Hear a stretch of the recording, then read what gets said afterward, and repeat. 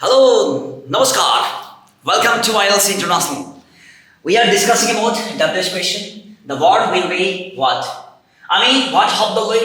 আমি চৰ্চা চলাই আছো আমি what শব্দ লৈ প্ৰশ্ন বনাই আছো তো আমি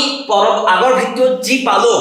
তাৰ বাকিখিনি আমি এই ভিডিঅ'ত কভাৰ কৰিবলৈ চেষ্টা কৰি আছো আৰু আজি আমি গৈ আছো যে ফিউচাৰ কন্টিনিউয়াস টেন্সত what লগাই WH question কেনেকৈ বনে পজিটিভ নেগেটিভ question কেনেকৈ বনে ঠিক তেনেকৈ ফিউচাৰ পাৰফেক্ট টেন্সত কেনেকৈ বনে ফিউচাৰ পাৰফেক্ট কন্টিনিউয়াস টেন্সত কেনেকৈ বনে এই কথাটো শিকিম ঠিক আছে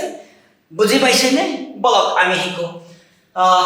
এতিয়া আমি পালো প্ৰথমে ফিউচাৰ কন্টিনিউয়াস টেন্সৰ পজিটিভ WH question what শব্দ ব্যৱহাৰ কৰি ঠিক আছে বলকচোন আমি আগবাঢ়ো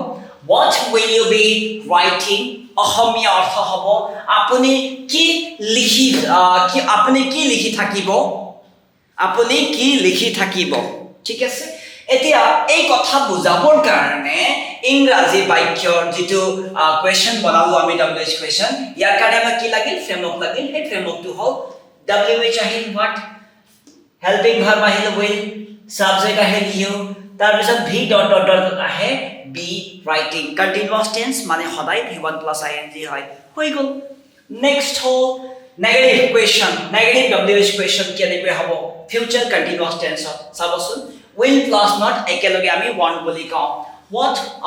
won't you be writing মানে আপুনি কি লিখি না থাকিব খুব ধুনিয়া এতিয়া এই সেন্টেন্স লিখিবৰ কাৰণে যেটো আমি এই কোৱেশ্চনটো লিখিবৰ কাৰণে যেটো ফ্ৰেমৱৰ্ক ইউজ কৰিলো এই জাদুটো কি হয় ফ্ৰেমৱৰ্কত কি আহিল what আহিল WH মানে অবজেক্ট আহিল তাৰ পিছত নেগেটিভ কাৰণে not আহিল তাৰ পিছত সাবজেক্ট আহিল তাৰ পিছত b ডট ডট ডট মানে হ'ল bv1 v dot dot dot মানে হ'ল bv1 হৈ গল ঠিক আছে এতিয়া নেক্সট আমি আগবাঢ়ো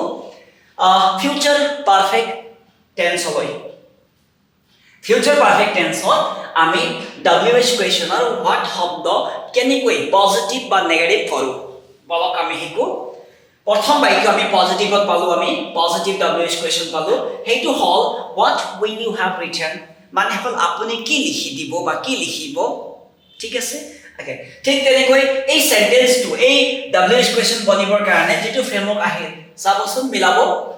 WH আহি গল what তাৰ পিছত অক্সিলাৰি will আহিল তাৰ পিছত সাবজেক্ট you আহিল তাৰ পিছত v ডট ডট মানে হল have plus v3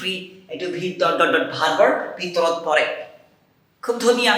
ঠিক তেনেকৈ negative WH question future perfect টেন্সৰ কি হয় জানেনে what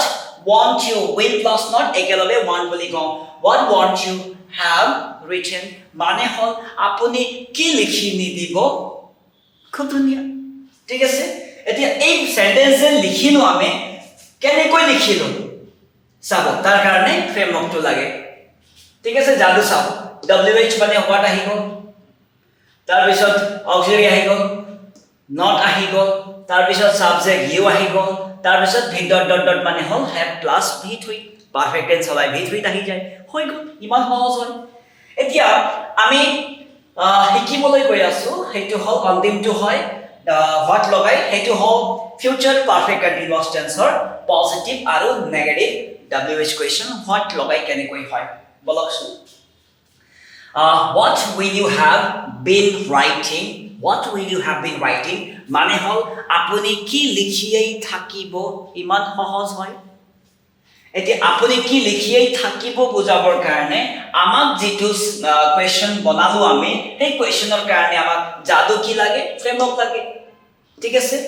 এইটো ফ্ৰেমৱৰ্কত চাবচোন WH মানে হল what হৈ গল will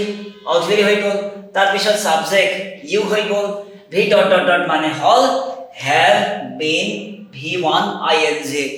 অবজেক্টটো আমি অলপ গুছাই দিছো কাৰণ হল সেন্টেন্সটো অলপ দীঘলীয়া কম হওক তাৰ কাৰণে এটো কৰা হৈছে খুব ধুনিয়া তাৰ পিছত negative question future perfect continuous টেন্সৰ নেগেটিভ WH কোৱেশ্চন কেনেকৈ হ'ব চাবচোন what will not একেলগে আমি কি কওঁ want বুলি কওঁ what won't you have been writing মানে হল আপুনি কি লিখিয়েই না থাকিব